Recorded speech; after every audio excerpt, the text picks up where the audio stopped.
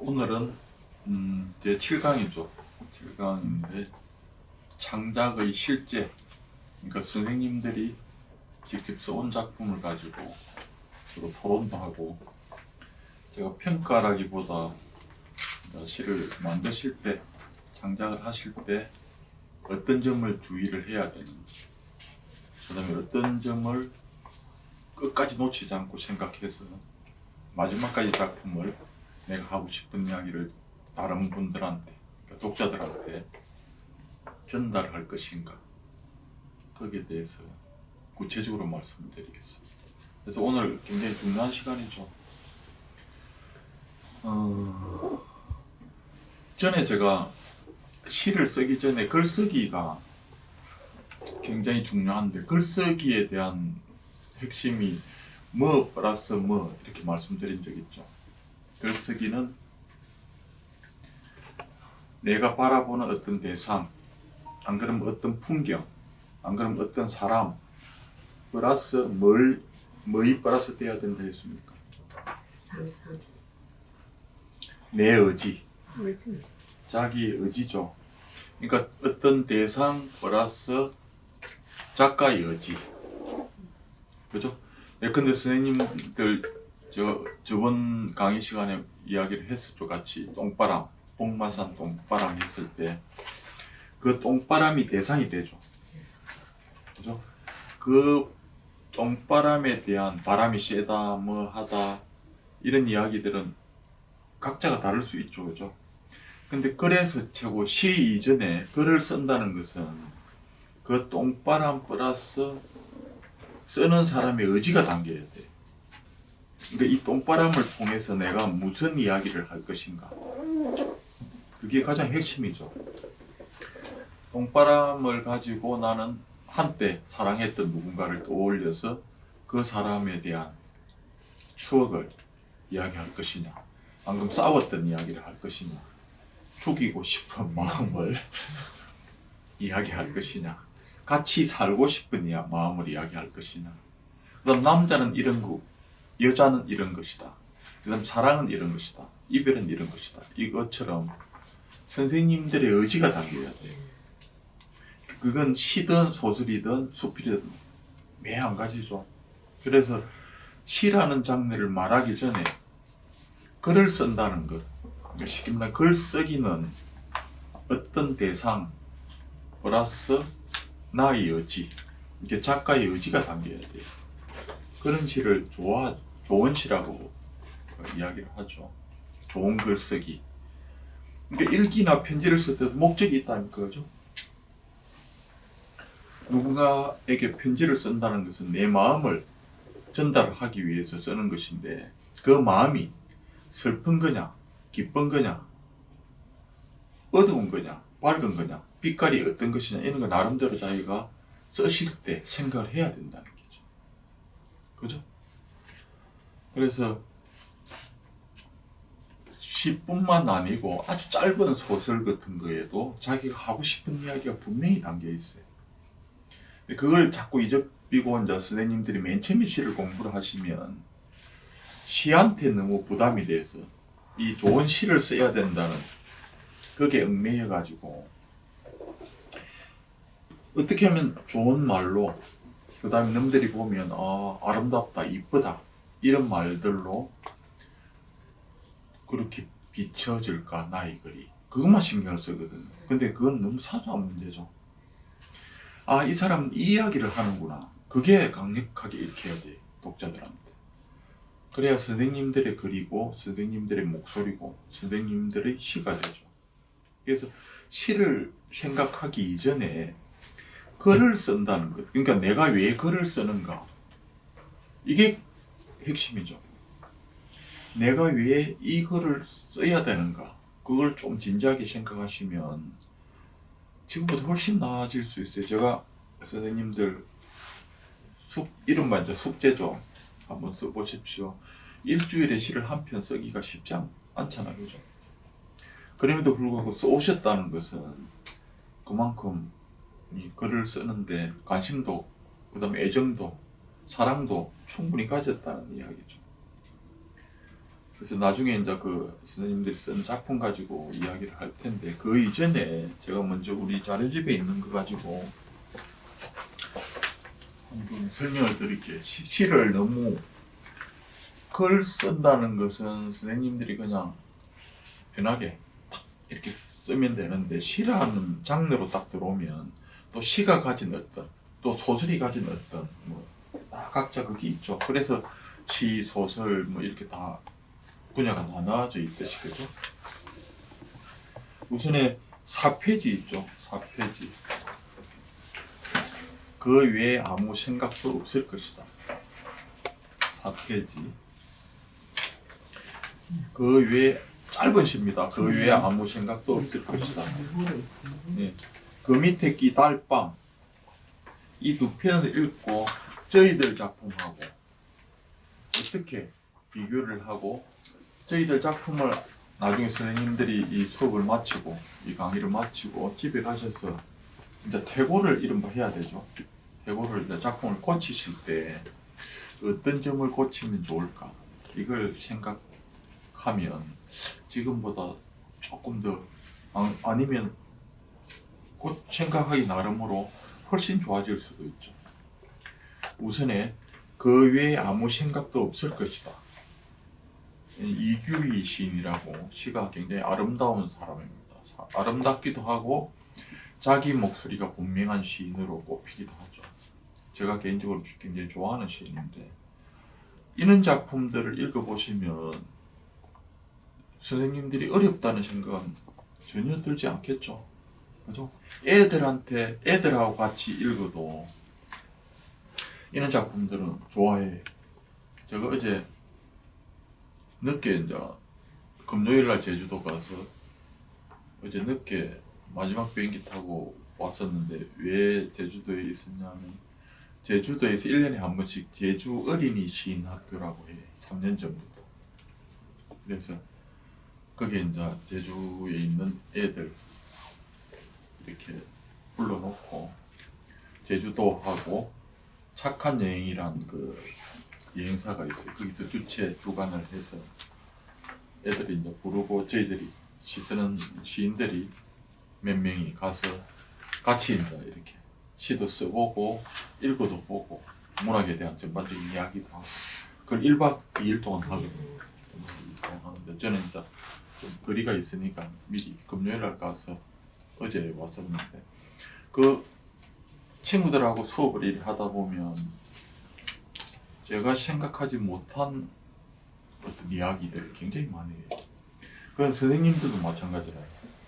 제가 아까 저번 시간에 북마산 똥바람 이야기 할 때도, 이거는 여기 사시니까, 그죠? 직접 이걸 오늘도 바람이 많이 불어서 차 타고 이렇게 올라오면서 이게 또 북마산 똥바람이구나, 이 생각을 제가 했었는데, 생각을 조금 더 이제 깊게 하면, 이거 어디 서울이나 제주도나 강원도나 이쪽에 있는 사람들이 북마산 똥바람 이야기를 못 하거든요. 그러니까 북마산 똥바람이란 제목으로 이제 나는 어떤 이야기를 할까, 이게 이제 핵심이죠. 그래서 나중에 이제 그건 구체적으로 하고, 우선에 그 위에 아무 생각도 없을 것이다. 내용을 읽어보셔도 짧은 시인데 네. 5연, 그죠? 9행짜리 시죠. 간단하잖아요. 이걸 읽어보시면, 저는 이런 시들을 굉장히 좋아하는데, 그 외에 아무 생각도 없을 것이다. 어미새가 먹이를 물어 새끼들 부리에 넣어줄 때 한 번에 한 마리씩 차례대로, 새끼는 새끼대로 노란 주둥이를 찢어질 듯 벌리고 기다릴 때 그 외에 아무 생각도 없을 것이다. 절명이 그렇게 온다면 입을 벌리고 한 생각만 집중한 채, 그렇다면 한 생을 정확하게 전달했는가 나는. 이런 시들이 짧고 읽기는 쉬운데 굉장히 생각이 깊이, 그죠? 인식, 이게 일반 사람들하고 좀 다르죠. 이 시의 시작은 어디에서 시작됩니까? 우리 그 참새도 그렇고 제비도 그렇고 그죠? 어미새가 새끼들한테 먹이 줄 때 딱 차례대로 딱 넣어주잖아요, 그죠? 그럼 요 새끼 새들은 입을 쫙쫙 벌리고, 저는 뭐 이 동시를 쓴 적도 있는데 그 이야기를 가지고 시작을 하죠. 그럼 예컨대 선생님들이 아까 북마산 똥바람 이야기할 때도 북마산 똥바람에 대한 이야기를 시작을 해서 그 바람이 뭐 차갑다, 강하다, 어떻다 그 이야기를 시작을 해서 마지막에는 어디로 끝이 나야 됩니까? 내 이야기가 돼야 돼. 그 똥바람에 대한 설명만 해서는 재미가 없다는 거죠. 그 다음에 독자들한테 갔을 때 와, 이거는 너무 좋다 이런 느낌이 주기가 굉장히 힘들어요. 그래서 선생님들의 목소리가 딱 담겨야 되거든. 이것도 2연까지는 어미새가 먹이를 물어 새끼들 부리에 넣어줄 때 한 번에 한 마디씩 차례대로, 그러니까 어미새가 지금 새끼새한테 입 넣어주는 차례대로 넣어주는 그게 1년이잖아요. 그 외에는 아무것도 없잖아, 그죠? 새끼는 새끼대로 노란 주둥이를 찢어질 듯 벌리고 기다릴 때, 그러니까 어미새는 새끼들 입에 이걸 차례대로 넣어주고 새끼는 새끼대로 입을 탁 크게 벌리고 딱 기다리고 있을 때 그 순간에 어미새도 그렇고 새끼새도 그렇고 아무 생각도 없다는 거죠. 어미새는 새끼한테 이걸 넣어줘야 된다. 우리 배고픈 새끼들한테 요걸 먹이야 산다 얘들이. 그래서 먼데 사냥을 해서 곤충을 물고 오죠. 어미새가 새끼들한테 입안에 탁 넣어줄 때, 그 다음에 새끼는 새끼들대로 엄마가 탁 물어다 주는 그걸 받아먹기 위해서 입을 주둥이를 찢어질 듯 벌리고 기다릴 때, 그때 어미새도 새끼새도 아무 생각도 없을 것이다. 먹는 거 위에 그걸 주고 받아먹고, 거기 1년, 2년이고 3년이죠. 그 풍경 그대로 딱 본 한순간을 딱 써놓고 제목을 올려놓듯이 그 외에는 아무 생각도 없을 것이다 해놓고 밑에 이연이 있잖아요. 이게 이규리 시인이 이 시를 통해서 하고 싶은 이야기다. 이게 자기의 의지죠. 아까 말한 새, 먹이를 주고 먹이를 먹는 새 플러스 작가의 의지 이렇게 말을 했을 때 그 의지가 지금 여기 두 줄이다. 두연이죠. 절명이 그렇게 온다면 입을 벌리고 한 생각만 집중한 채, 절명, 어느 한순간에 숨을 놓는 그 순간이 그렇게 온다면, 그죠? 뭔가 탁 좀 갑자기 뭔가 무게가 확 생기면서 뭔가 반전이 되는 느낌, 그죠? 드라마틱한 느낌이 딱 들죠. 절명이 그렇게 온다면 입을 벌리고 한 생각만 집중한 채. 이게 무슨 뜻입니까? 앞에 어미새, 새끼새가 그 위에 아무 생각이 없을 것이다 해놓고 절명이 그 위에 아무 생각이 없는 것처럼 그렇게 온다면 입을 벌리고 한 생각만 집중한 채 그렇게 온다면 그 뜻입니다. 아시겠죠? 어미새가 넣어주는 그 순간, 새끼새가 그걸 받아먹기 위해서 입을 벌리는 순간, 그 순간처럼 절명이 온다면, 그죠? 그까지 딱 해놓고 결정적으로 이 시의 주제이기도 하죠.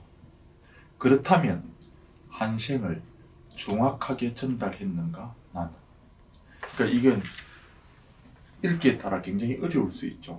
마지막은 이게 어렵다. 어렵죠. 네. 이게 이규리 시인이 하고 싶은 이야기고 이 시에 가장 큰 임팩트가 있고 이 두 줄 때문에 이 시가 참 좋다 하는 사람들이 많은데 이게 어렵죠. 이 뭐냐면 이것처럼, 그러니까 어미새는 새끼새한테 먹이를 주기 위해서 탁 하는 그 한순간, 그 다음에 새끼새는 어미한테 그걸 받아먹기 위해서 입을 벌리는 그 한순간처럼 나는 누구에게인가, 그러니까 남편한테, 아내한테, 자식한테, 사랑하는 누군가에게, 안 그러면 뭐 전혀 관계없는 어떤 대상한테 그것처럼 간절하게 아무 생각 없이 나는 나의 마음을 내가 하고 싶은 말을 정확하게 전달했는가. 예를 들면 사랑만 놓고 봐도 그렇죠. 선생님들이 이제 부군들이 계시잖아요. 그분들한테 내가 하고 싶은 말을 아니면 내가 가슴에 품고 있는 어떤 말을 정확하게 이렇게 전달한 적이 있느냐, 이걸 묻는 기죠. 그럼 저는 이 시를 읽으면서 그것도 생각을 해. 나도 지금 살면서 이 시를 읽고 이제 어떤 생각을 하냐면,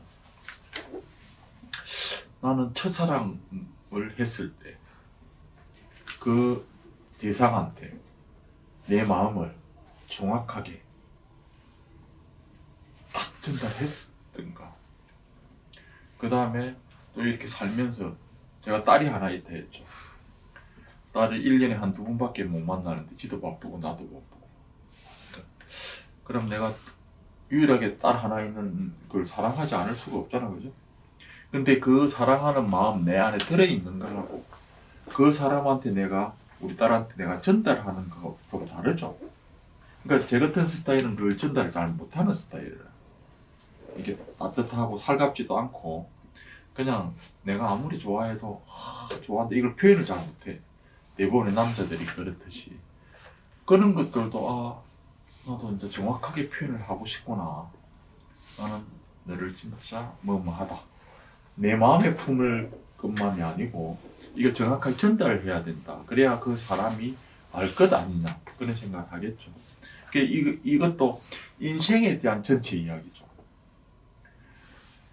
이게 굳이 어미새, 그러니까 부모 자식 간의 관계는 당연히 간절하죠. 아무 생각이 없죠. 제가 엄마 생각을 할 때 엄마보다 귀한 사람은 이 땅에 없거든요. 제 개인적으로는. 그러니까 뭐 엄마가 한 사람이 있는데 예를 들면 지구를 다 준다 해서 제가 엄마하고 바꿀 수는 없잖아요. 그죠? 뭘 해도 바꿀 수는 절대 없죠. 근데 그거는 누구나 다 아는 것인데, 내가 어떻게 살면서 지금까지 살아오면서 그런 마음들을, 그런 생각들을 정확하게 전달했는가, 이걸 지금 이야기한다는 거죠. 그 다음에 밑에 달밤 서영처 시님이 쓴 게죠. 그냥 이거는 선생님들이, 제가 볼 때는 선생님들이 이런 작품 정도는 아주 편안하게 쓸 수 있을 것 같아. 달밤 서영처. 저렇게 외로운 높이에 걸린 등을 본 적 있어?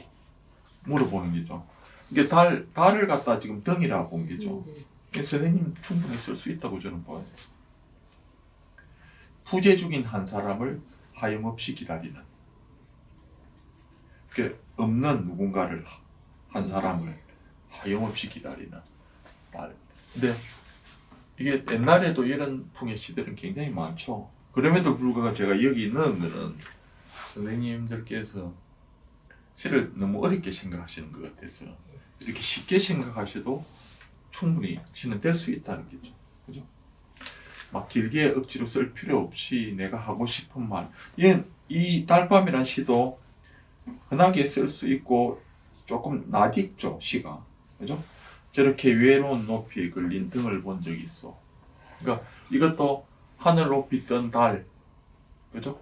이걸 등으로 보는 거는 누구나 그렇게 볼 수 있는데, 저렇게 외로운 높이에 걸린, 이거 외로운 높이, 이걸 또 다른 걸로 바꿀 수도 있죠. 그죠? 그러니까 예컨대 까치밥 같은 거 있잖아요. 감나무 가을이니까 지금 끝에 이렇게 매달린 그 까치밥에 대한 이야기도 여기는 달이 뜬 밤에 대한 이야기인데, 그 까치밥 매달린 거 가지고도 어느 한 사람을, 그죠? 지나간 뭔가를 기억하고 떠올리는 그런 시 충분히 쓸 수 있겠죠. 까치밥 딱 이렇게 해놓으면, 원래는 그 까치가 먹기에 이제 이리 남겨진 그것들인데, 연애시도 충분히 쓸 수 있죠. 사랑하는 누군가를. 그죠? 그러니까 그런 거 딱 보면 감나무, 까치 이런 것들 인간이 아니어도 그걸 통해서 우리가 사랑 이야기, 그죠? 뭐 온갖 이야기를 다 할 수 있다는 거죠. 이 두 편처럼 이 두 편 중에서 그 외에 아무 생각이 없을 것이다가 훨씬 어렵죠. 두 편 중에서 선생님들은 우선에 편하실 때 시가 어떤 뭘 쓰고 싶다 이런 생각이 들면 딸밤처럼 우선에 이렇게 짧게 쓰실 때 그 다음에 생각도 해보시고 편안하게 시를 만들어 보시고 이것보다 나는 조금 더 생각을 좀 깊게 해서 조금 더 새롭게 해서 또 이렇게도 써보고 싶다. 이것도 연습을 하셔야 돼요. 이렇게 하다 보면 나는 이쪽으로 쓰는 게 좀 더 좋다. 저쪽으로 쓰는 게 내한테는 좀 맞는 것 같다. 이런 느낌이 들 때가 있거든요. 그래서 지금은 습작하실 때는 길게도 써보고 짧게도 써보고 그 다음에 어렵게도 써보고 아주 쉽게도 써보고 그걸 다양하게 하셔야 돼요. 그냥 한 10편을 쓴다 치면 전에 제가 계속 말씀드린 것 같은데 한두 편만 남아도 좋다, 고맙다, 감사하다 이 생각하셔야 돼요. 한 10편 정도 쓰는데 8편, 9편은 살아야 된다 이렇게 생각하시면 안 되죠. 그죠? 저 같은 경우에도 10편을 쓰면 한두 편만 시집에 안 그러면 어디 발표할 수 있으면 좋겠다 이 생각을 하거든요. 나머지 것들은 다 버리도 10편 중에 한두 편 이거는 괜찮다 싶은 작품이 나오기 쉽지 않잖아요. 않거든요. 근데 그렇지 않는 분들이 많아요. 제가 쓰면 오늘 써온 거 지금 작품을 선생님들이 가져오셨는데 얘는 별로입니다 이렇게 하면 선생님 속으로는 내가 얼마나 고생하고 쓴 것이야 이 생각 하시기거든요. 근데 누구나 그렇게 고생을 하고 쓴다는 거죠. 근데 그게 쓰는 쪽쪽 좋은 시가 되고 그걸 나중에 시집으로 묶을 정도가 되면 이 땅에 시 안 쓸 사람이 누가 있겠습니까? 그죠? 그래서 너무 어렵게 생각하셔도 안 되고 너무 쉽게 생각하셔도 안 돼요. 그럼 우선에 아까 요 두 편을 읽어봤으니까 선생님들이 쓴 작품을 같이 이야기를 한번 하도록 하겠습니다. 일단 각자 써오신 작품을 자기 목소리로 낭독을 하는 게 좋겠죠. 그럼 선생님부터 요 짝부터 이렇게 돌아가셔가지고 풍마산 송바람 송덕영 바람아 바람아 풍마산 송바람아 너의 거센 바람을 똥바람이라고 부른단다. 노비산에서 너의 소리는 겨울이 바람 무서워서 숨어버렸어. 올 겨울에는 사납지 않게 부는 바람이면 좋으련마는 해산다리 노즘에서 채소장사 할머니의 굳은 손이 시리지 않게. 굳은 손이 시리지 않게. 그다음 하수구 밤이나 낮이나 쏙쏙 아파트 작은 하수구 구멍으로 쌓이고 밀리는 담배꽁초 오름은 뭉게 구름처럼 피어오르고 깊이를 채울 수 없도록 뒤치기며 소리치며 부르치는 한줌 영혼이 썩은 하수구는 나날이 숨통이 막힐 뒤치김에도 이 하수구를 버릴 데가 없네. 또 돼요? 빈 깡통 쏙이 텅텅 짓밟히고 누르자 바로 서지도 못해 누구의 발에 채여 이곳까지 굴러왔네. 나도 배 부를 땐 마트에 자리 잡고 앉아 길새기도 했는데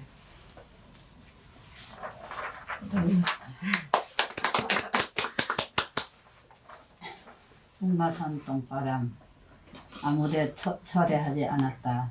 염치도 눈치도 없이 밀고 들어와 옷자락을 들고 맨살을 더듬는다. 징그러운 그의 손이 닿을 때마다 소름이 송송 돋는다. 거기다 방귀까지 뿡 끼면서 설치고 다닌다. 그렇게 설치고 불에 끼다 힘 빠지면 소리 없이 떠날 거면서 왜 미련을 두고 가려나. 애초에 오지나 말지. 아이고. 다르다 시기를. 이상한 만남. 아침에 문학관에 간다고 집 앞 놀이터에 내려왔다.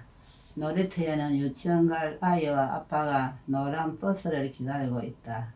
그들은 차를 기다리고 나는 친구를 기다린다. 그들의 차가 먼저 올 때가 있고 내 친구가 먼저 올 때가 있다. 내가 먼저 가면은 뒤를 돌아보는 버릇이 생겼다. 그들은 바람처럼 사라진다. 언제부턴가 나의 한 귀퉁이를 자리 잡고 있다. 나는 가만히 있는데 해상이 상상을 몰고 지나간다. 역시 역시. 시집을 가지고 계신 분이 선생님들이 들으셔도 좀 예. 차이가 나는 거죠. 제가 읽어도 그다음 들어도 그래. 일단 이 작품들을 제가 가지고 간단하게 어떤 점을 보완을 해야 되고 어떻게 하면 시가 조금 더 지금보다 조금 더 나아질 수 있을까? 이거는 제가 이렇게 예를 들어 그걸 첨삭이라 그러는데 볼펜 가지고 이렇게 해서 이 부분 이렇게 바꾸고 이 단어는 이렇게 고치면 좋겠다. 이거는 선생님들한테 득이겠습니까? 실이겠습니까? 좋지요. 좋지요. 그거는 그 우선에 할 때는 좋아해. 좋은데 제가 이렇게 말을 이렇게 하면 선생님들이 직접 해보는 게 좋아요. 그러니까 나중에 이제 어느 정도 시가 완성 단계에 있으면 결정적인 건 제가 이렇게 볼펜 갖고 이렇게 그걸 첨삭이라 그러는데 이렇게 하면 좋은데 지금 현재 상태 같은 경우에는 선생님들이 한 번 더 고민을 하셔야 돼요. 제가 이제 여기 수업을 하면서 강의를 하면서 목표는 뭐냐 하면 선생님들이 제가 없어도 선생님들이 좋은 작품들을 쓸 수 있을 정도의 능력을 갖추게 하는 게 제 능력이거든요. 근데 이게 첨삭의 중심이 돼가지고 이건 이렇게 고쳐야 되고 이렇게 하는 게 좋겠습니다. 이렇게 되면 그게 몇 번 반복되면 선생님들이 저를 의지하게 돼요. 끝까지 선생님들의 그걸 가지고 이렇게 완성을 시키려 안 하고 조금 어렵다. 이거는 좀 내가 하기에는 좀 벅차다. 이런 느낌이 들면 저한테 의지하려고 자동으로 이렇게 그런 생각이 들 수 있어요. 그래서 그거는 마지막에 예컨대 선생님들이 어디 이제 응모를 하고 싶다. 방금 어디 보내고 이제 시인으로서 나도 책도 내고 어떤 걸 하고 싶다. 그렇게 아주 큰 중요할 때 그때는 서로 의논해서 구체적으로 이야기도 하고 같이 이제 고민도 하는데 우선에는 선생님들이 독자적으로 생각해보고 고쳐보고 또 마음에 안 들면 또 다르게 고쳐보고 그 기간이 습작 기간이라요. 그 기간이 굉장히 중요한 기간이라요. 그 과정을 단단하게 거치시면 나중에가 굉장히 편해요. 근데 그걸 그냥 끝까지 힘들 때 너무 힘들다. 그래서 어디서 도움을 받고 이렇게 하면 나중에 돼도 끝까지 그렇게 돼요. 그래서 우선에 습작하실 때는 조금 힘들게 하셔야 돼. 혼자서 뭔가를 생각하는 거는 쉽지 않거든요. 나는 이까지 생각을 했는데 이 이상 어떻게 생각해야 되는데 이렇게 물었을 때는 이 답이 없는 거래.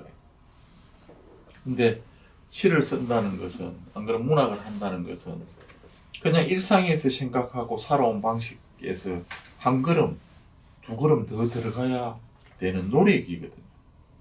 이게 천재나 애당초 잘 쓰는 사람이 있고 못 쓰는 사람이 있고 이렇게 정해지는 게 아니고 얼마나 내가 노력하고 얼마나 힘들게 생각을 했느냐 거기에서 많이 달라져요.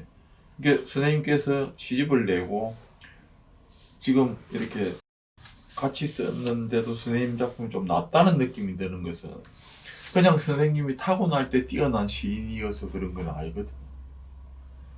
선생님이 시집을 한 권 정도 내려면 몇 년 동안 고생을 했겠어요.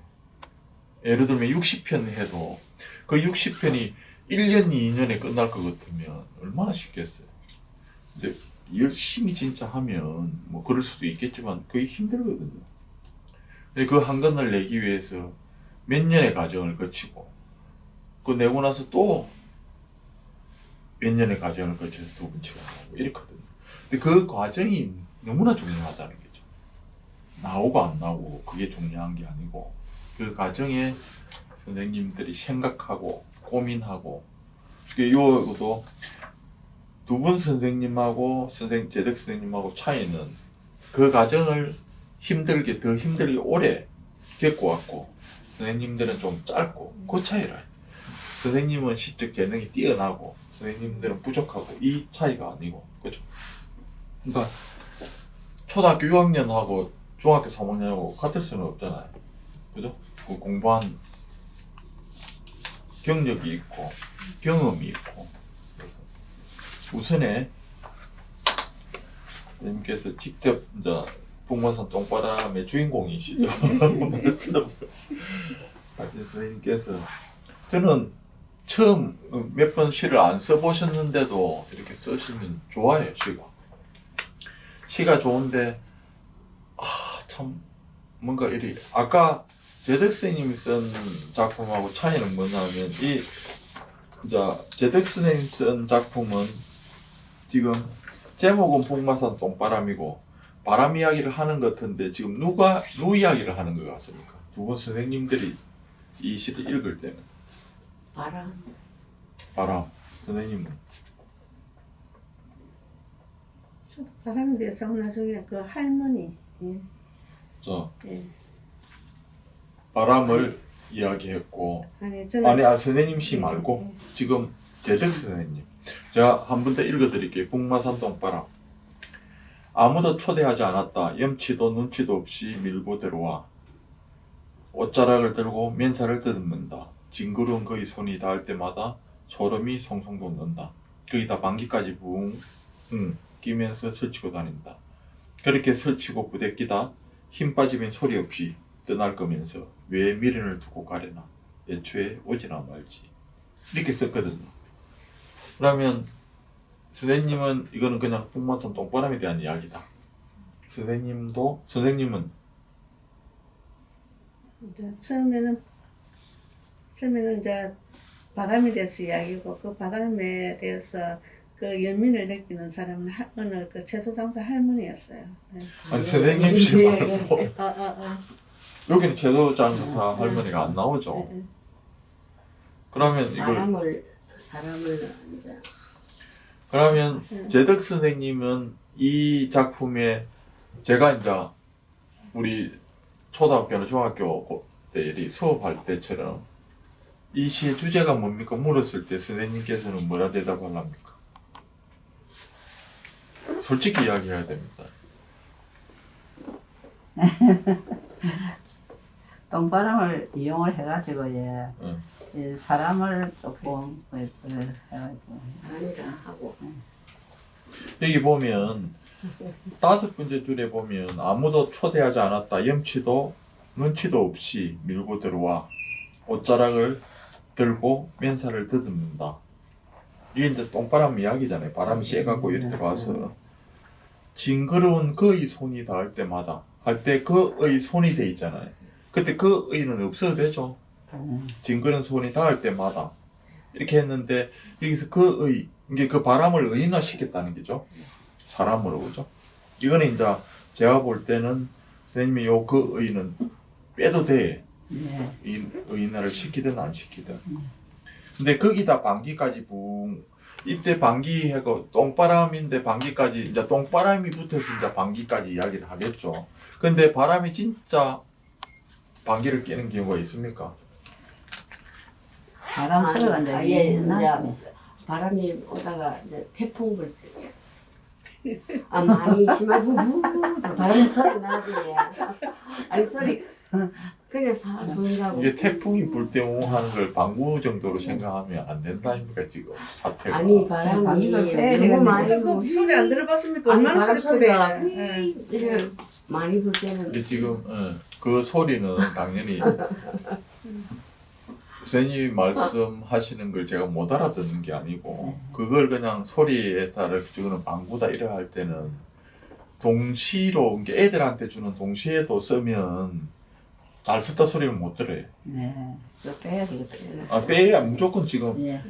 제가 말을 하면 얘들은 무조건 빼야 된다 이게 지금 중요한 게 아니라니까. 네. 한 구절에 한 문장이 빼고 빠지고 어떻게 하는 게 중요한 게 아니고 지금 선생님들도 변함없이 한 편 이제 완성시키 보려고 예를 쓰는 네. 기거든요. 빼고 안 빼고는 전혀 관계 없어요. 그게 중요한 게 아니고 이 시를 아까 이야기했잖아요. 풍마산 똥바람을 통해서 어떤 이야기를 할 것이냐 선생님의 의지거든요.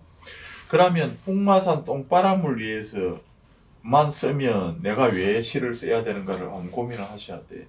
그냥 바람이 차니까 그냥 이 쓴다 이렇게 생각하면 너무나 안이한 생각이죠. 선생님들이 각자 집에 이제 집에로 가시면 그 안에 쓸 것들이 너무나 많잖아요. 쓸 거 없어요.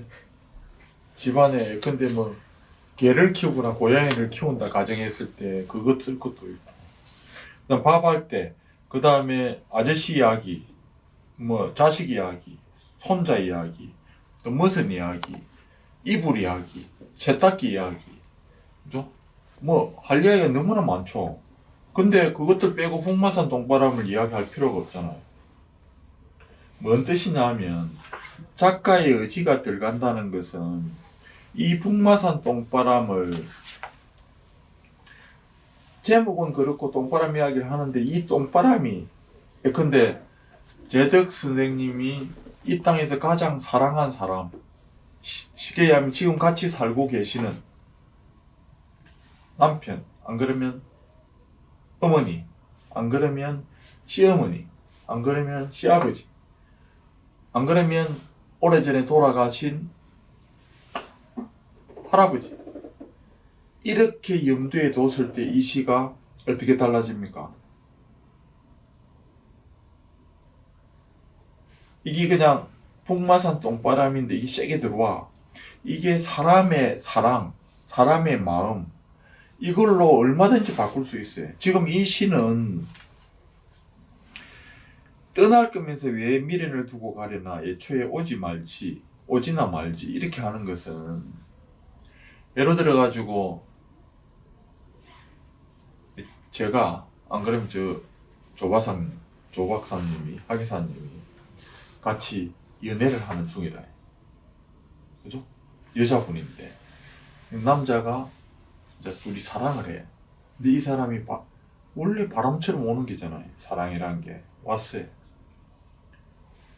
근데 이게 내가 여자 입장에서 딱 느끼기에는 바람인데 세기도 세. 이게 와서 초대하지도 않았는데 왔어. 염치도 없고 눈치도 없이 와갖고 밀고 들어와 옷자락을 들고 맨살을 더듬어. 그러니까 이게 사람이고 바람이 할 수 있는 일인데 선생님들이 생각할 때 사람은 그렇게 안 합니까? 옛날에 연애할 때 하잖아요. 하거든요.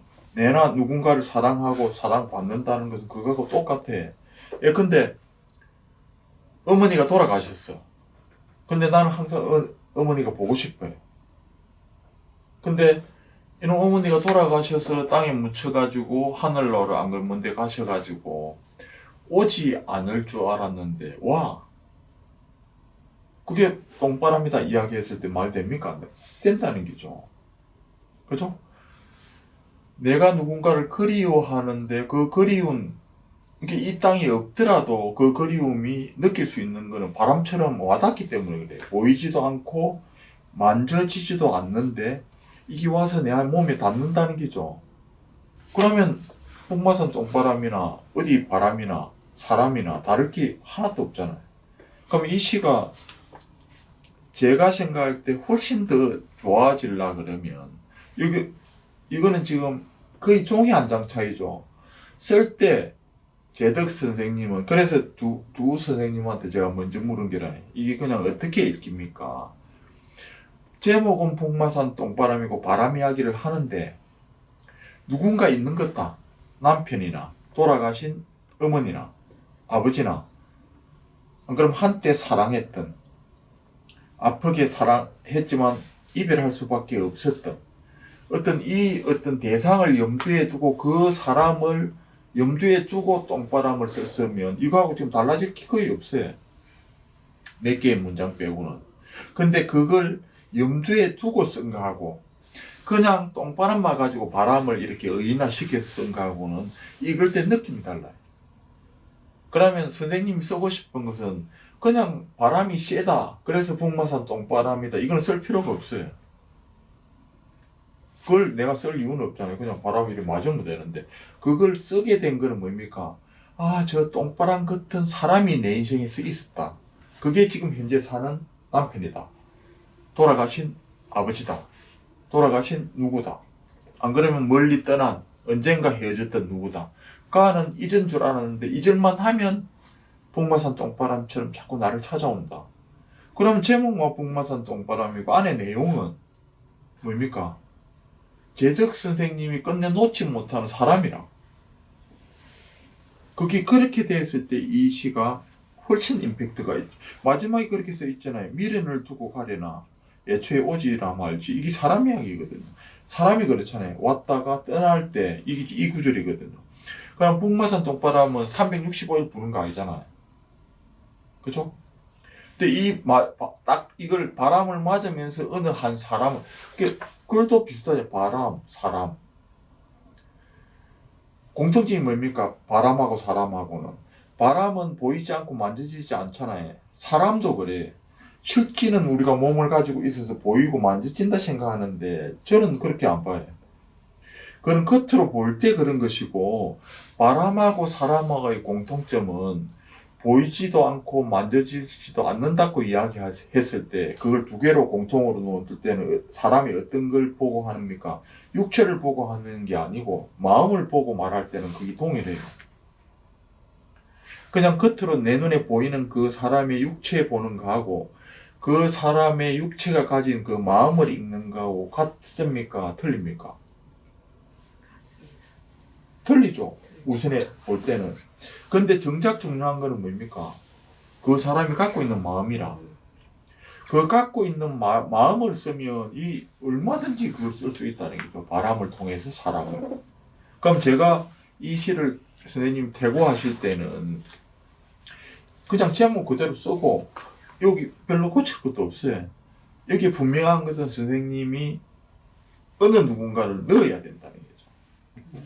같이 사는 분이거나 안 돌아가신 아버지나 이걸 넣으면 이 시의 메타너가 그럼 방귀 이것도 사람이다. 그래 보통 여자 같으면 남자들 또 마찬가지 방귀 끼잖아요. 사람들이 이런 이야기가 충분히 설득력이 있다는 거죠. 태풍이 어떻게 소리 내는 걸 이거는 억지스러운데 이걸 겉으로는 그냥 바람 이야기를 하는데 이 안에는 사람이 들어있다. 갖고 독자들이 읽을 때는 이 방귀 이야기 충분히 공감이 된다는 거죠.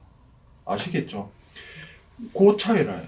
그러니까 시의 내용의 부분이 문장이 어떻고 몇 개를 고치고 안 고치고는 너무나 사소한 문제라는 거죠. 이게 인식의 문제가 왜 중요하냐면 시를 공부하지 않는 사람은 바람하고 사람은 똑같은 이야기다 하면 무슨 말도 안 되는 소리야 이렇게 이야기하잖아요. 그런데 시를 공부한 사람은 바람하고 사람하고는 왜 똑같으냐 하면 알고 있다는 거죠. 이미. 그거는 그냥 겉으로 보이는 육체 이야기하는 게 아니고 그 육체가 품고 있는 사람의 마음 이야기를 하는 것이구나. 이렇게 시 공부를 한 사람은 안다는 거죠. 그럼 시를 읽는 이유가 그 이유 때문에 그래. 보이는 대로 느끼는 대로 육체만 이리 볼 것 같으면 시 쓸 이유가 없잖아요. 그거는 그냥 보면 되잖아요. 근데 나는 이 사람을 사랑하고 저 사람도 나를 사랑한다 그러는데 까보고 싶다는 게죠. 뭘? 네 마음을. 진짜냐 거짓말이냐. 이게 사람 마음이잖아요. 그럼 바람하고 똑같은 게라는 거죠. 사람이나 바람이나. 아시겠죠? 그럼 재덕 선생님의 이 시는 누군가를 이게 그렇다고 그 누군가를 구체적으로 쓰라는 뜻이 아니라 네. 선생님 쓰실 때 그걸 저는 선생님이 이거 누군가를 생각하고 쓴 것이다 라고 말을 해주기를 간절히 빌었어요. 그 의미가 조금 들어가 있기도 하고 무슨 뜻인지 충분히 이해되시죠? 네. 똑같아. 지금 선생님이 쓴 북마산 똥바람이 마지막에 써놨거든요. 할머니의 굵은 손이 시리지 않게 회산다리 노점에서 채소장사하는 할머니 굳은 손이 시리지 않게 야가 그죠?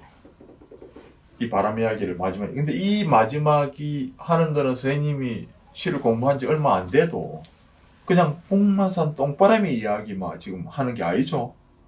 그게 보면 이 회산다리 노점에서 채소 장사하는 할머니가 걱정되고 좀 막 이걸 한다는 게죠.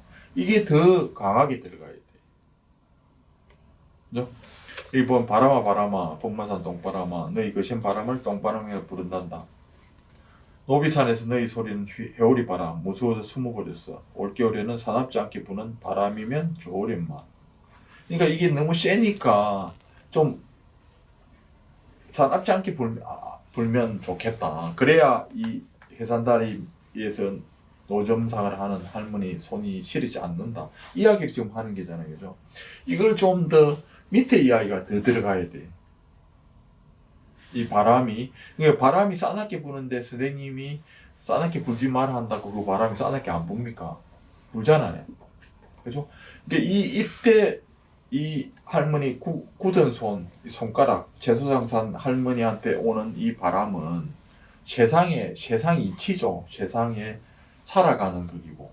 그냥 북마산 똥바람을 더 확장시켜서 가난하고 힘든 이 할머니의 삶이 손이 고달프지 않는 그런 바람이면 좋겠다. 이걸 지금 선생님 담고 싶어 하거든요.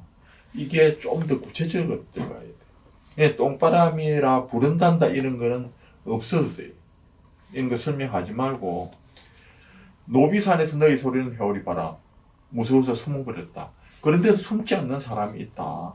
자식 있고 가난하고 또 뭐 남편이 어디 아프고 이래 해서 아무리 바람이 불고 눈비가 내리고 폭설이 뭐 한다 해도 그 사람을 위해서 먹고 살기 위해서 이렇게 사는 사람들이 있다. 이런 이야기들이 이 북마산 똥바람이란 제목으로 들어가야 돼. 그럼 결국은 개덕 선생님이 쓴 게나 선생님이 쓴 게 내용은 결국 뭡니까? 제목은 북마산 똥바람이고 소재는 똥바람인데 하고 싶은 이야기는 뭡니까?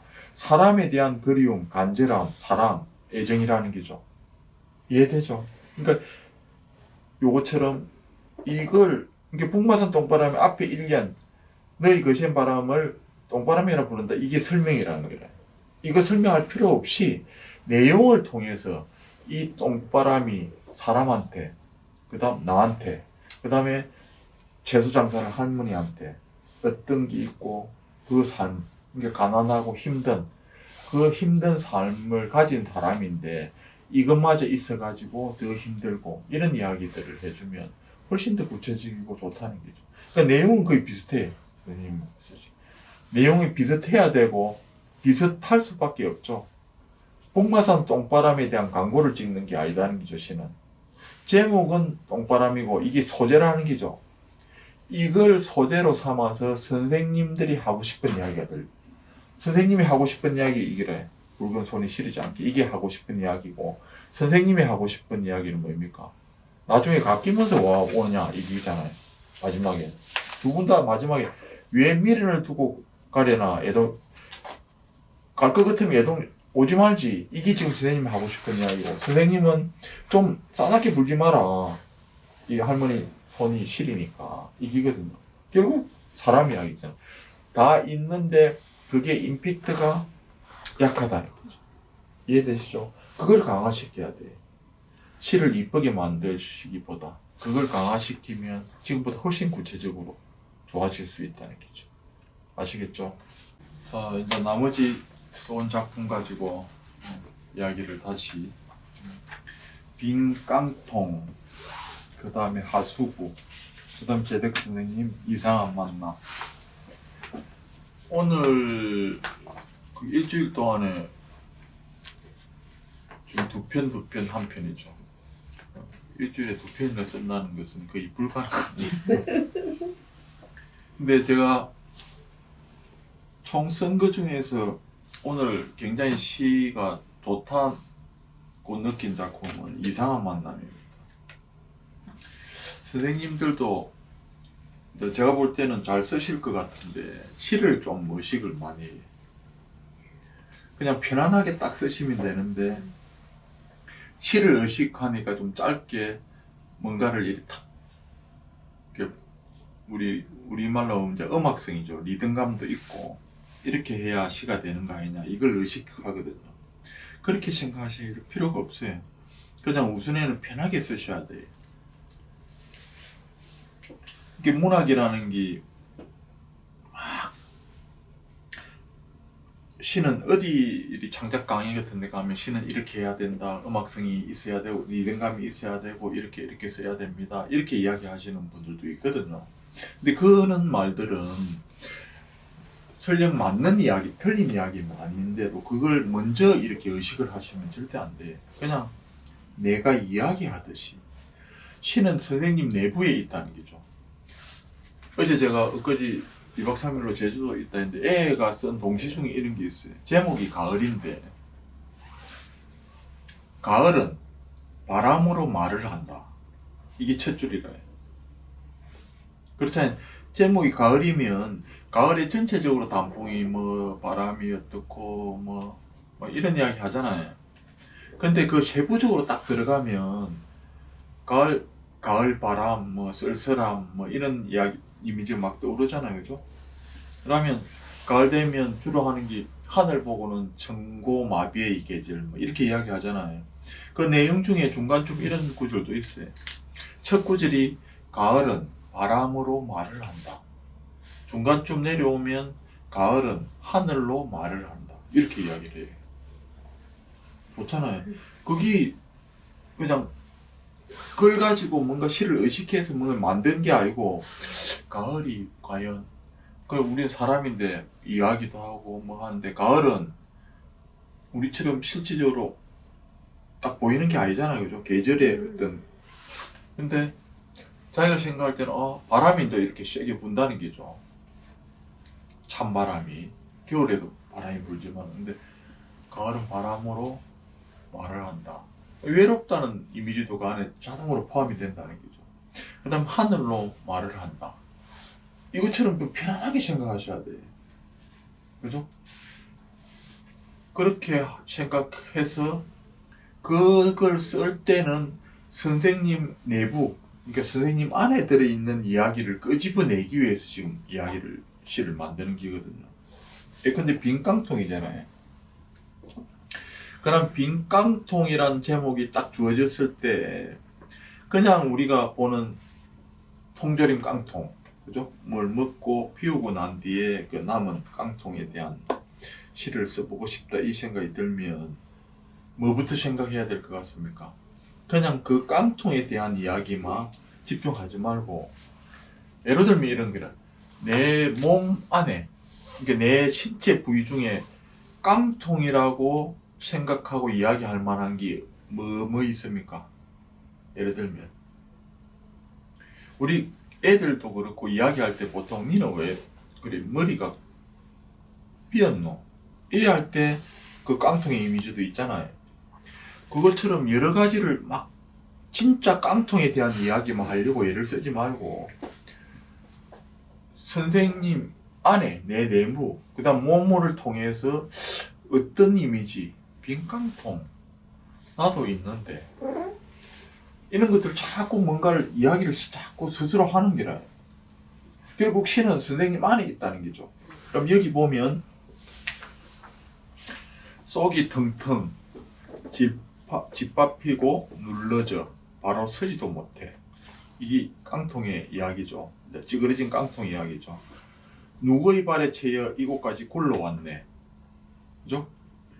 해놓고 이제 이 시에서 3년으로 돼 있는데 최고 중요한 거는 나도 배부를 땐 마트에 자리 잡고 앉아 키재기도 했었는데 이렇게 써요. 그러니까 깡통이 다 따서 먹기 전에 다 재워졌을 때 그 이야기죠. 그러면 이렇게 이제 촉으로 이렇게 딱 썼으면 한 번 더 생각을 해볼 필요가 있어요. 빈 깡통을 뭘 쓸까? 지금까지 나는 열심히 먹고, 그죠? 열심히 생각도 하고 공부도 하고 나름대로 열심히 사랑도 하고 이렇게 살아왔고 아직도 내 안에는 뭔가 가득 차고 사랑도 있고 뭐도 있고 꿈도 있고 희망도 있고 행복도 있고 다 있는 줄 알았는데 어느 날 문득 깡통 같더라. 텅텅 비어있는 깡통 같더라. 그 이야기를 쓰는 게 좋겠습니까? 그냥 빈 깡통에 대한 이야기만 하는 게 좋겠습니까? 선생님의 안에 들어있는 그 이야기를 하는 게 훨씬 더 효과적이고 독자들이 읽었을 때 아 좋다 이 느낌이 든다는 거죠. 그죠? 그래서 이런 시가 나보다 기본적으로 빈 깡통에 대한 이야기를 지금 딱 하잖아, 그죠? 여기에다가 이제 선생님이 퇴고할 때 이른바 이제 퇴고도 다음에 설명을 드릴 텐데 시를 고치고 완성도를 높이는 거죠.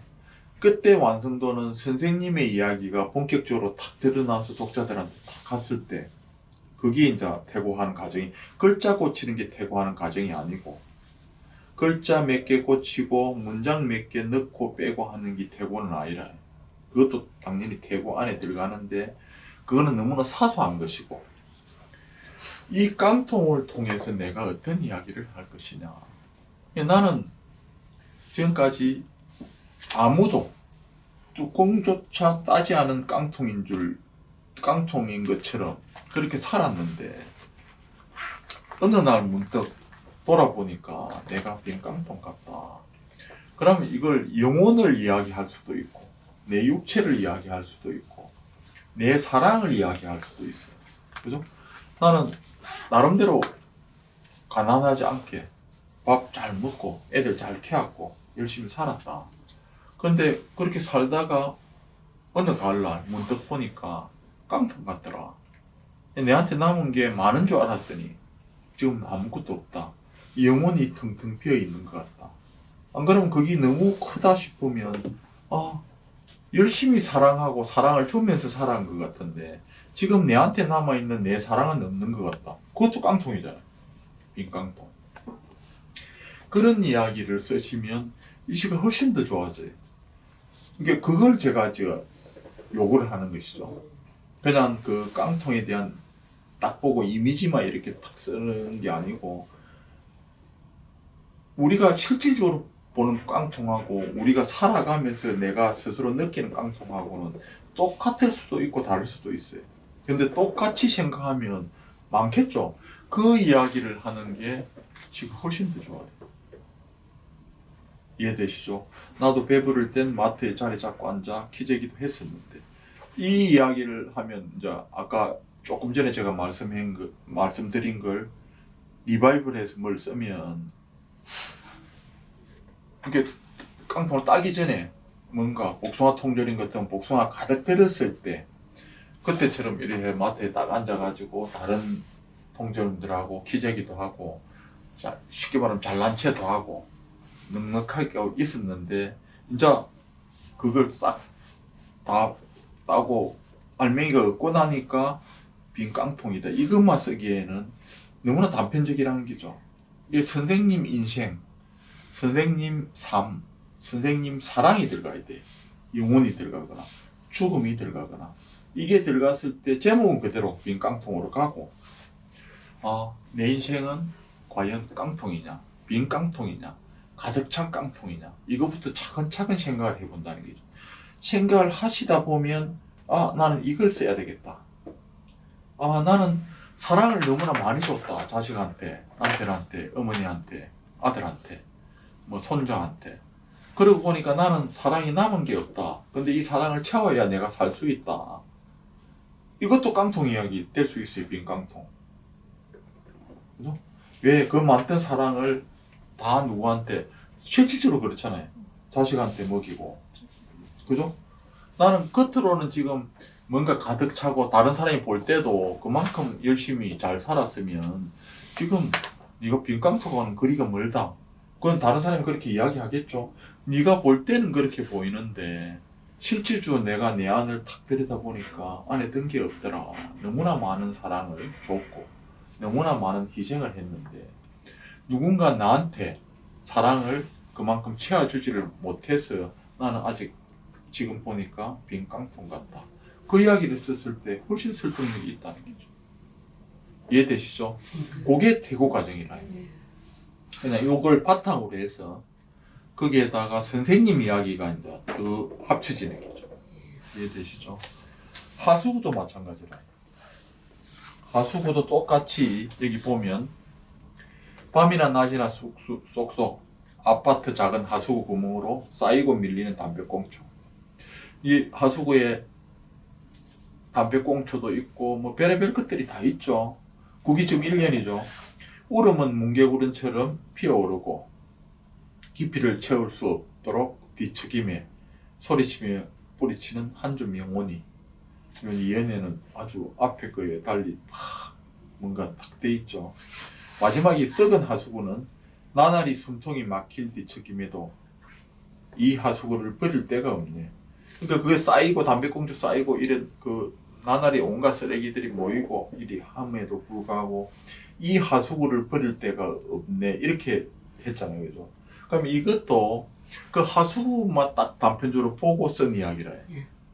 그럼 이것도 아까 빈 깡통처럼 사람의 신체 부위 중에 안 그러면 내가 가진 몸 신체 중에 하수구랑 비교될 만한 게 안 그러면 또 내가 지금까지 살아온 인생을 열어보니까 아 하수구 같을 내 인생이 하수구 같을 때도 있었고 그거하고 정반대로 너무나 신선하고 아름다운 생이 있을 때도 있었잖아요. 그럼 나는 지금까지 정말 빛나게 눈부시게 이렇게 살아왔는데 어느 날 또 돌아보니까 그때 그 순간이 하수구 같은 생각을 할 수, 이게 생각이 하수구 같거나 사랑이 하수구 같거나 하수구도 굉장히 중요하죠. 왜 중요합니까? 하수구가 없으면 지금 온갖 것들이 어떻게 됩니까? 빠져나갈 데가 없잖아요. 그런 이야기들을 종합적으로 한번 떠올려서 생각을 한다는 거죠. 그러면 우리가 말할 때 그냥 깡통하고 이게 통조림 깡통으로 치면 통조림이 가득 찬 통조림은 좋고 통조림을 다 꺼내 먹고 빈 통조림은 빈 깡통은 안 좋고 이런 분별을 하는 순간 시가 재밌는 시는 절대 안 나와요. 빈 깡통이 좋다고 이야기할 때는 어떤 추측을 할 수 있겠어요? 나는 안이 가득 찬 통조림 깡통보다 아예 빈 깡통이 훨씬 좋다라고 이야기했을 때는 어떤 이유로 그 이야기를 할 수 있겠습니까? 예를 들면 이런 게요. 통조림 깡통 안에 통조림이 가득 든 거는 통조림밖에 없어요. 그런데 이놈은 빈 깡통을 내가 가지고 있어. 이 안에는 내가 원하는 건 무엇이든 다 넣을 수 있어요. 사과도 넣을 수도 있고 그 안에 그런 종류 말고 사랑을 넣을 수도 있고 뭔가를 다 넣을 수 있다는 거죠. 그래서 나는 니는 가득 찬 통조림 깡통 해라. 나는 빈 깡통 할란다. 라고 이야기했을 때 어떤 게 옳겠습니까? 그건 모른다는 거죠. 그것처럼 딱 정해놓고 하수구는 무조건 더럽고 나쁜 것이다. 이야기했을 때는 재미있는 이야기가 나올 수가 없죠. 그러니까 전에 몇 강 때 제가 말씀드렸죠. 판단하고 분별을 먼저 하는 순간 일상적인 이야기밖에 할 수밖에 없죠. 일상적인 이야기만. 아닐 수 있다. 다르게 생각하면 얼마든지 다른 이야기가 돼. 근데 무조건 딱 잘라서 이거는 나쁘다. 이것은 좋다. 이렇게 이야기하면 이야기가 끝이 나는 기라 했죠. 끝이 다시 열려야 된다는 거죠. 이게 하수구를 버릴 때가 없다 하면 안 되죠. 아니 저는 생각이 하수구를 여기 안에도 딴 데도 해놔도 마찬가지일 테니까 이 하수구라 하는 이름을 버릴 데가 없다. 이런 머리 생각이 했거든요. 다시 한 번 더 이야기. 이 하수구를 딴 데 버리면은 이제 하수구 없어지는 게 아니고 제 생각에는 이 하수구를 105동에서 106동을 옮겨도 이 하수구에는 그냥 그대로 들어올 때니까 이제 어디 버리도 다 이렇게 숨이 차고 이제 가득 찬다 이런 뜻으로.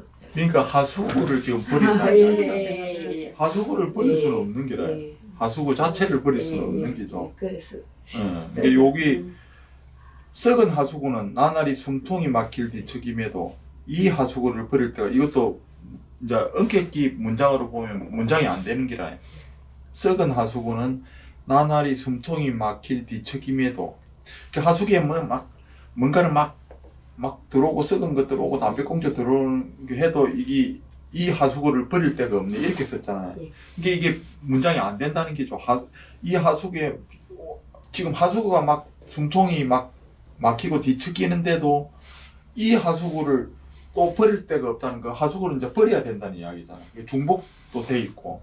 이때는 하수구에 막 뭐 쌓여서 나날이 막히고 막 뒤척이고 막 이래 하는데 내가 안 그러면 내 사랑, 내 인생 이거는 하수구에 버려져야 되는데 버릴 때가 내 어떤 인생을, 내 어떤 슬픔을, 내 어떤 아픔을 버릴 만한 하수구는 없네 이렇게 되면 이야기가 되는데 하수구를 버릴 데가 없네 하면 안 된다는 이해되시죠? 하수구가 있어도 내가 너무나 아팠고 너무나 슬펐고 너무나 힘들었던 인생의 어느 부분 또 어느 그걸 버릴 때는 없다는 거죠. 실질적으로 그렇잖아요. 온갖 것들을 다 버릴 수 있는데 내가 가진 인생에서 어떤 아픈 부분, 그늘진 부분, 뭐 어두운 부분, 그죠? 썩은 부분 이걸 버릴 하수구는 없어요. 그걸 여기 담아내면 이것보다 훨씬 더 좋아지죠. 이것처럼 모든 시는 하수구든 빈깡통이든 뭐든 간에 선생님이 생각하는 선생님 이야기가 담겨야 돼요. 하수구 자체에 대한 이야기를 하셔서는 안 되고 하수구, 우물, 수도꼭지, 종이컵 뭐 어떤 것들도 가지고 왔다 아닙니까? 그죠?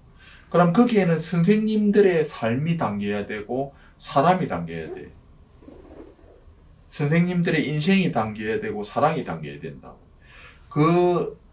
가지고 온 사물에 대한 이야기를 이렇게 설명하면 그럼 쓰면 재미도 없고 쓸 필요도 없잖아요. 의자를 통해서 의자 이야기만 하면 재미있습니까? 없습니까? 내가 지금까지 사람으로 두 발로 산에도 가고 여행도 갔고 어디 아까 복지관 가서 연애 프로포즈도 받아봤고 그죠? 바다에도 가봤고 다 해봤어.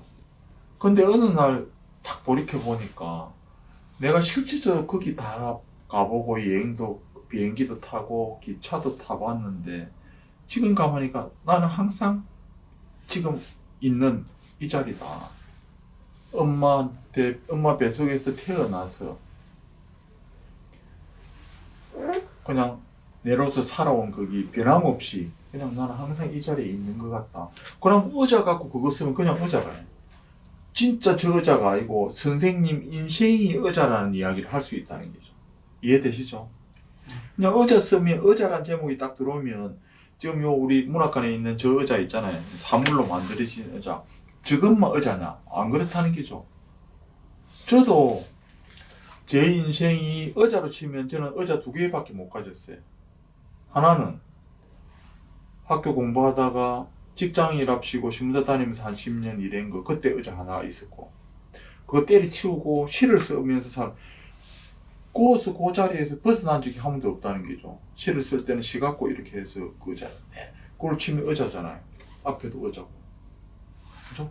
그럼 선생님들로 치면 다 나누기 나누기죠. 선생님들이 결혼하기 전에 선생님들의 삶하고 결혼한 후의 삶하고 결혼해서 애를 낳았을 때 삶하고 다르잖아요.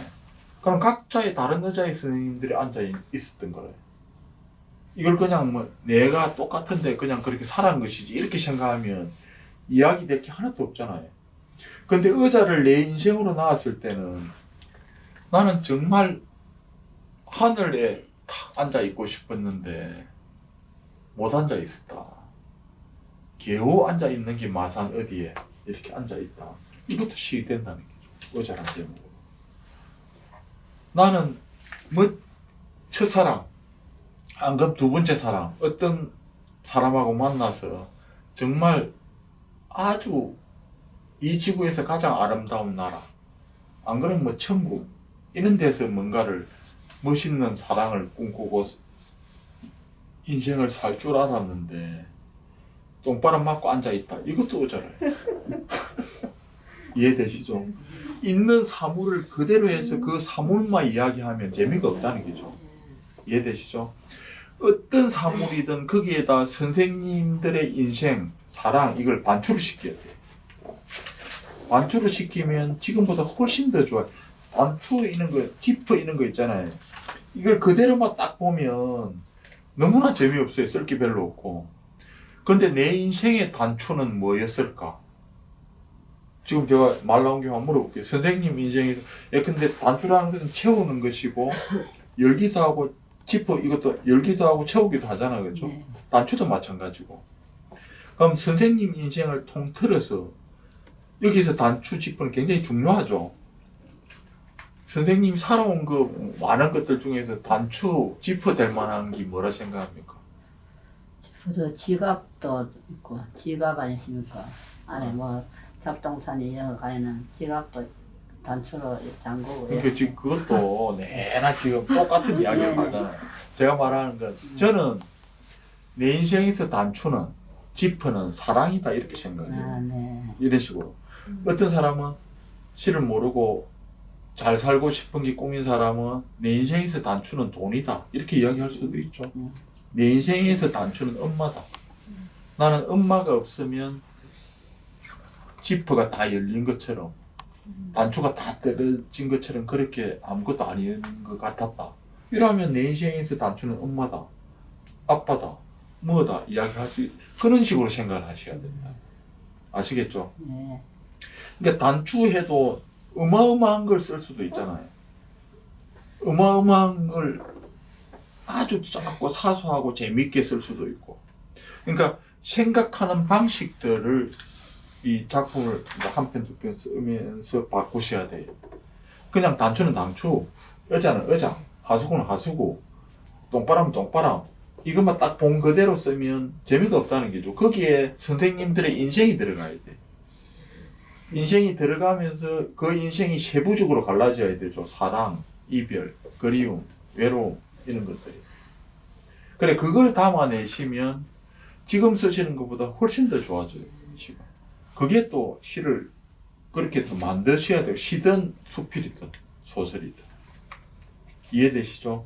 그럼 이것도 그렇게 고치시면 훨씬 인생이 더 강력하게 들어가야 된다는 거예요. 그 다음에 이상한 만남. 이거는 제가 볼 때 아까 첫 시작할 때 일기처럼 썼잖아요. 거기서 이상한 만남, 이재덕. 아침에 문학관에 간다고 집 앞 놀이터에 내려왔다. 이제 문학관에 간다고 선생님 내려왔어. 놀이터에는 유치원에 갈 아이와 아빠가 노란 버스를 기다리고 있다. 그들은 차를 기다리고, 그들은 이제 버스를 기다리고 있고, 나는 친구를 기다린다. 재밌잖아요. 유치원 갈 아이하고 아빠는 있는데, 이제 아들은 타고 갈 차를 기다리고, 나는 문학관에 가기니까 친구를 기다린다. 이게 1년이라요. 그죠? 이게 그냥 일기처럼 딱 썼잖아요. 이게 이야기의 시작이거든요. 이때 뭔가를 막 꾸미가지고 쓸 이유가 없어요. 이거는 선생님이 어떤 이야기를 하고 싶어서 지금 시작하는 게거든요. 이상한 만남을. 그러니까 이런 거는 그냥 편안하게 일기처럼 쓰시면 돼요. 이때부터 막 뭔가를 막 멋을 부려서 수식을 막 하고 막 이런 분들이 있거든요. 그건 아무 필요가 없는 거라요. 그냥 시작은 딱 편안하게 이렇게 일기처럼 편지처럼 딱 쓰시면 돼. 이 연애 뭡니까? 그들의 차가 먼저 올 때가 있고 내 친구가 먼저 올 때가 있다. 이게 궁금해져. 내 친구가 먼저 오고 버스가 먼저 오고.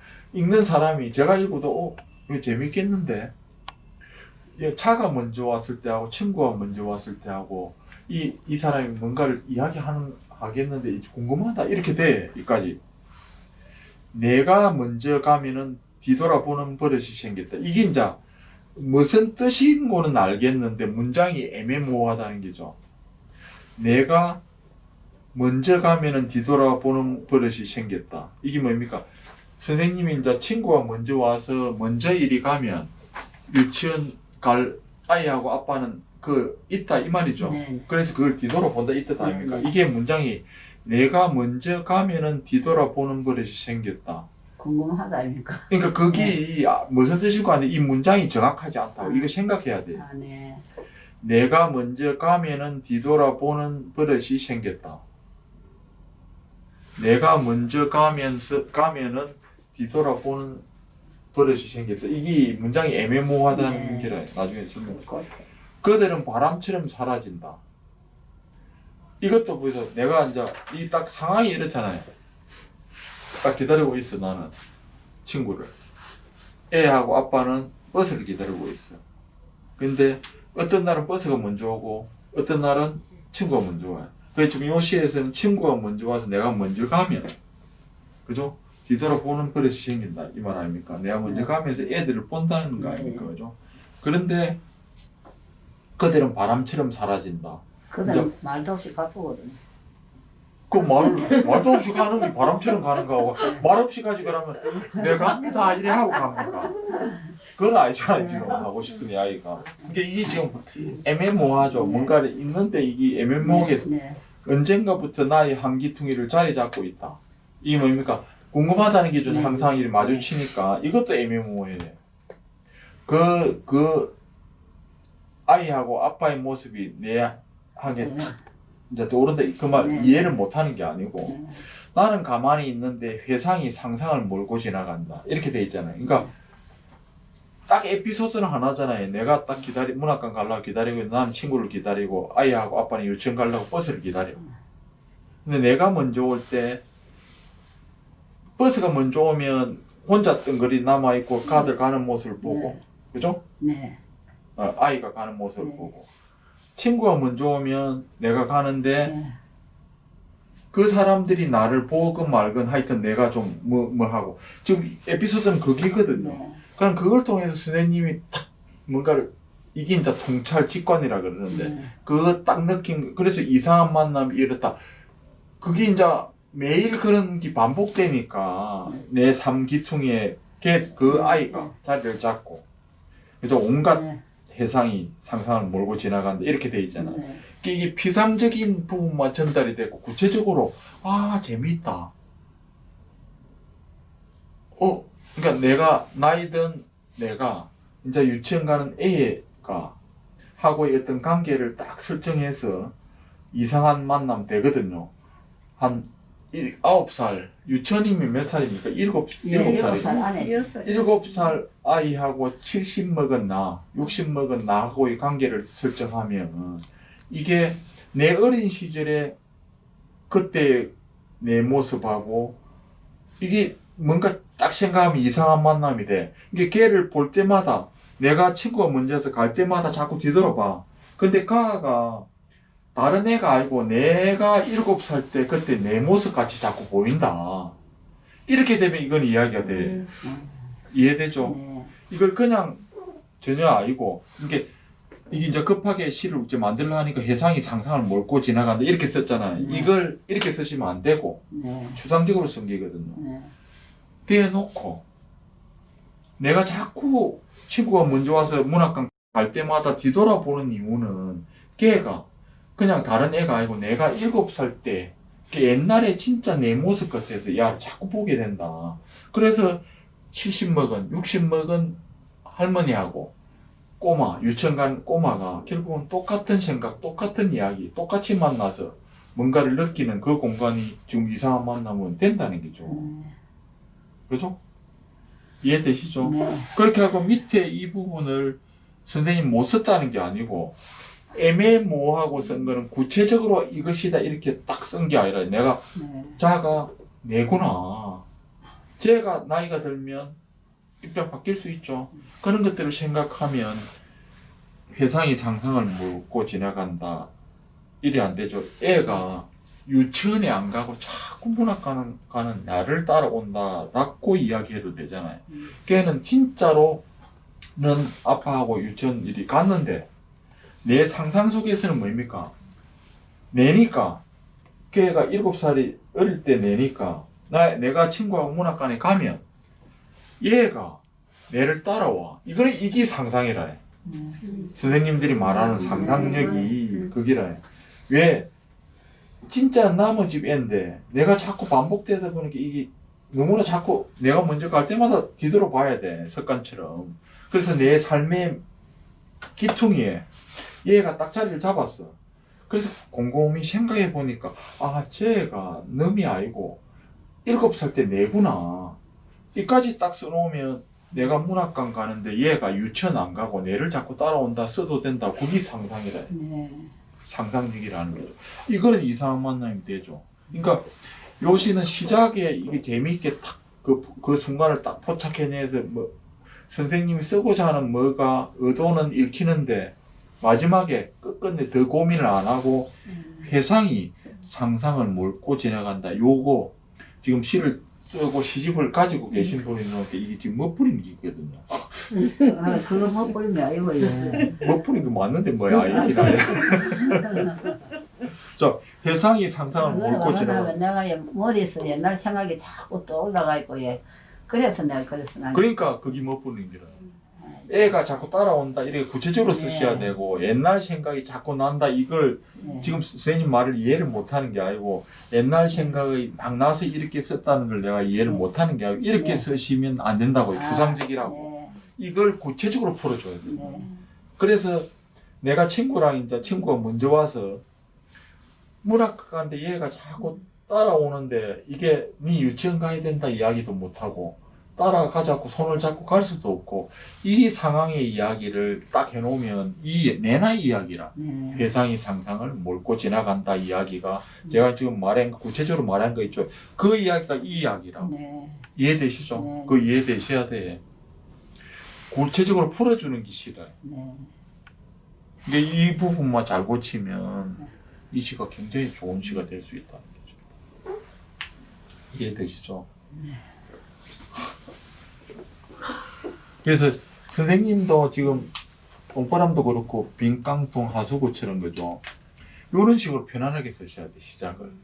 시를 너무 어색해. 그러니까 어쨌든 간에 좀 짧게 탁탁 끊어서 뭔가를 해야 된다. 이렇게 의식하시면 안 돼. 그냥 문학관 간다고 집 앞 놀이터에 내려왔다. 놀이터에는 누가 기다리고 있다. 그들은 뭘 기다리고 나는 뭐 하고 이렇게 탁탁탁탁 쓰셔도 얼마든지 시대. 그렇게 쓰신 다음에 선생님에 대한 인생, 사랑, 눈물, 아픔, 추억, 그리움 이런 것들 써요. 그 추억, 그리움을 그대로 언어로 회상 이런 걸 그대로 쓰시면 안 되고 그걸 이야기처럼 꾸미 바꿔야 된다는 게 구체적으로 이해되죠? 네. 그래서 보통 시를 말할 때 시를 공부를 처음 하시는 분들은 너무나 구체적인 걸 추상적으로 바꾸는 걸 시라고 생각해요. 이게 지금 그런 케이스거든요. 죄송합니다. 아니 죄송합니다. 이걸 구체적으로 풀면 너무나 재밌는 이야기가 많이 네. 나와요.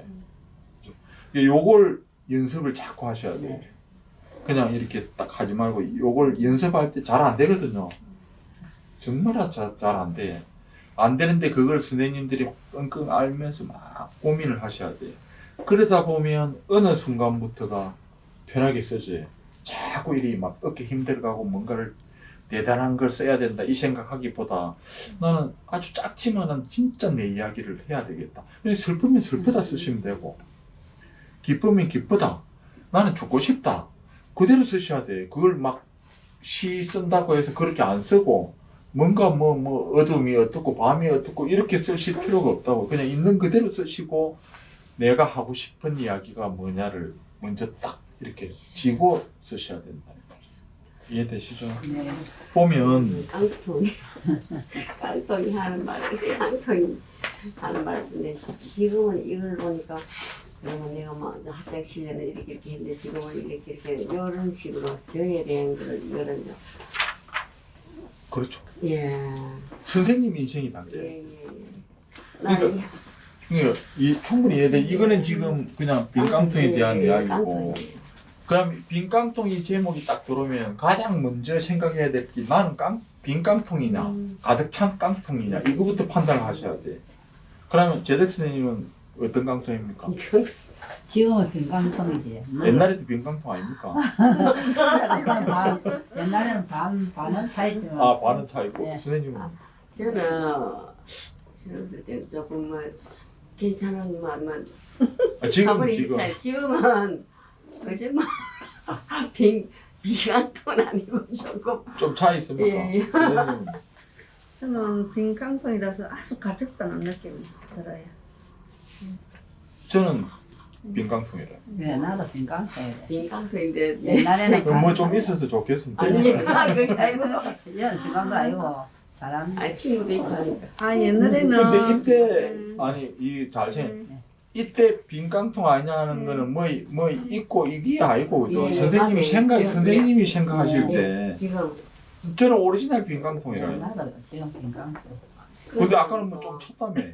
옛날에는 옛날에 차이 있었어요. 옛날에는 반좀 아니. 차이 있는데 옷이는 상상이라 했잖아. 나는 중간에는 아무 생각 없이 빈깡통이 있다. 지금은 문학과는 교수님들이 그게 아니고 이것도 그거는 아이가 내만 나는 대로 지금은 막 이렇게 안 한다. 그게 아니고 옛날에는 영감도 있고 또 내 일거리도 좀 직장이 있고 이게 이제 반치나 차이 있었는데 옷이는 그걸 다 손을 놔고 난 게 이제 빈깡 아무것도 없다 빈깡통이 아니고 그러면 이게 영는 게 아니고 옛날에는 그게 아니고 그래. 옛날엔 영감이 있으면 빈 깡통 아닙니까? 영감이 있고 있어도 없는 것보다 못한 사람도 많습니다. 지금은 아들 또 생각을 자꾸 선생님 지금 인식이 바뀌라는 제가 지금 네. 돈이 옛날에 네. 집안에 재산이 10억이 있었어요. 근데 지금 다 까먹고 예, 맞아요. 10만 원 있어요. 그러면 이제 빈깡통 비율을 할 때 옛날에는 반쯤 차 있고 지금은 바닥이다. 이걸 제가 물은 게 아니잖아요. 그러니까 네, 내가 그게 나는 아니지. 나는 10억이 있고 10만 원이 있고에 지금 내가 어떻게 생각하냐 다른 게잖아요. 그죠? 예를 들어 가지고 제가 빈깡통이라고 이야기했을 때 니 사귀는 여자 안 있나? 없나? 없으면 빈깡통이고 있으면 아니다. 이렇게 지금 묻는 게 아니라 그렇지. 있어도 내가 빈깡통이면 빈깡통이고 없어도 가득 차 있으면 가득 차인 게 그걸 제가 지금 묻는 게라. 그래서 이해되시죠? 그래. 있을 때 집에 있을 때는 뭔가 막 자고 시험 보고 막 가고 이런. 지금은 작년부터 뭔가 나오니까 얼마나 기분이 같이 그 시간에 무릎 꿇고 움직이고 내가 지금은 죽어도 아무 양이 없을 정도로 나는 그럼 선생님 빈깡통이 아니겠어요? 그렇지. 가득 찬 그래서 깡통. 내가 갑자기 만나 우리가 쫄쫄 가다가 맛있는 거 사 먹고 맞아 맞아. 선생님은 치우는 깡통이다 지금. 아니 그런데 지금 키우는 가족인데 실제로 이제 지금 이것도 있었는데 맞네 써야지 이런 그게 내 마음에 지금 일을 내었지만 지금은 애나 그때는 하자 한 대로 막 이래 하자 예 했어 뭐 이러 하고 뭐 아들도 이래 했지만 지금은 저대로 다 알짱 깡통이 했지. 저는 이제 지금은 흥깡통이 돼야 되는데 그래도 마지막에 그래도 우리 갑자가 둘이서 울리고 챙기고 지금 공부한다는 그게 만족을 그래서 짓고 그거를 만족을 채운다는 돈을 뜻이에요. 하는 게 아니고 그냥 돈이 있나만 또 그게 이제 지금은 좋은 일이라. 여기 보면 최고 첫 페이지 내보이죠. 우리 조과장님께서 이 만들 때 너무 멋지게 만들죠. 그래서 제목이 뭡니까? 못다한 사람이 너무 많아서 시 다음에 밑에 미안하고 그리고 또 그리고 이렇게 돼 있잖아요. 그럼 시 이거 빼고 그죠? 그대로 못다한 사랑이 너무 많아서 미안하고 그리고 또 그리고 요게 얼마나 예. 감동적입니까? 네. 그럼 못다한 사랑이 너무 많아서, 못 먹은 게 너무 많아서, 못 해본 게 너무 많아서 미안한 거는 그죠. 내가 누구한테 죄 없이 미안한 게 내 스스로 마음이 그렇다는 거죠. 내가 왜 못 해봤을까? 해봤으면 좋을 텐데 이런 그 아쉬움, 그죠? 그래서 그게 미안한 게거든요. 사랑을 많이 해보고 뭐 적게 해보고 이게 그렇게 중요하지 않아도 못다한 사랑이 너무 많아서 내가 내한테도 미안하고 다른 사람한테도 미안하고 그래서 그립고 또 그립고 이게 사람의 삶이라는 거죠. 제가 볼 때는 이때는 돈의 문제도 아니고 뭘 하고 못하고의 문제도 아니고 그냥 한 인간으로서 태어나서 사랑을 예컨대 재덕 선생님은 젊었을 때부터 지금까지 연애 몇 번 해봤어요? 한 번도 안 솔직히 해봐요. 한 번도 안 했어요. 예. 그럼 이야기하지 마세요. 나는 나는 한 사람 한 사람 했고 선생님 네. 많이 하셨지? 저는 좀 이렇게 많이 그걸 했어요. 많이 했는데 내가 사랑했다는 기억은 별로 안 나요. 그럼 뻔이고 그렇게는 뭐 그립고 이런 게 있어야 되는데 그런 게 그래요. 하나도 제가 없어요. 왜 물어봤냐 하면 10번을 연애를 예컨대 10번을 했고 1000번을 했고 100만 번을 해도 못다한 사랑이 너무 많다고 말하는 게 인간이라 해요. 맞아, 맞습니다. 맞죠? 네. 그게 사람의 마음이고 그게 꿈꾸는 뭐거든요. 타고날 때 외롭잖아요. 예를 들면 사람이 많다 해서 외롭지 않는 적이 없거든요. 예컨대 혼자 산다고 외롭고 같이 산다고 안 외롭고 이건 아니잖아요. 그거 아니거든요. 제가 생각할 때는. 그래서 이걸 생각들을 조금만 더 좀 깊게 하시면 너무나 재미있는 들이 많아요. 시는 뭐냐 하면 그 두 번째 있죠. 그 제가 읽은 거 밑에 문학이란 다음에 문학이란 사람과 사람에 관한 이야기다. 있죠. 네. 이거 잘 지금 오늘 제가 선생님들 작품 보면서 이야기한 결론이 이기래. 문학이란 사람과 사람에 관한 이야기다. 태어나서 살다가 이별하고 죽는 이야기다. 그죠? 거기서 인생을 발견하는 것이다. 인간에게는 죽음이 있어 우리의 삶을 돌아보게 하고 비춰보게 한다. 선생님들이 한자 5년, 10년, 100년 후에 내가 곧 죽을 것이다. 이 생각 안 하면 지나간 거 생각하겠습니까? 안 할 확률이 높아요. 그 이야기거든요. 인간에게는 죽음이 있어 우리의 삶을 돌아보고 비춰보게 한다. 제가 첫 강의 때 말씀드린 것 같은데 동물하고 인간의 가장 큰 차이는 동물들은 죽음을 의식 못해. 그래서 걔들은 뒤의 것들을 뒤돌아보고 반추하거나 추억하지 않아요. 인간들은 죽음을 예측하지. 4살짜리 애도 언젠가 죽는다는 거 알아요. 자동적으로. 근데 고양이나 개, 이 동물들은 그걸 의식 못 하거든요. 두려워하고 아파하고 이건 할 줄 아는데 지가 어느 날 숨을 놓는다 이거는 의식을 못 해. 그죠? 그래서 밑에 그래서 죽음은 거울과 같다. 맞잖아요. 죽을 줄 아니까 살아온 과정들을 자꾸 뒤돌아보고 생각해보면 거울하고 똑같잖아요. 선생님이 선생님들의 과거를 뒤돌아보는 건 그게 곧 거울이라요. 그죠?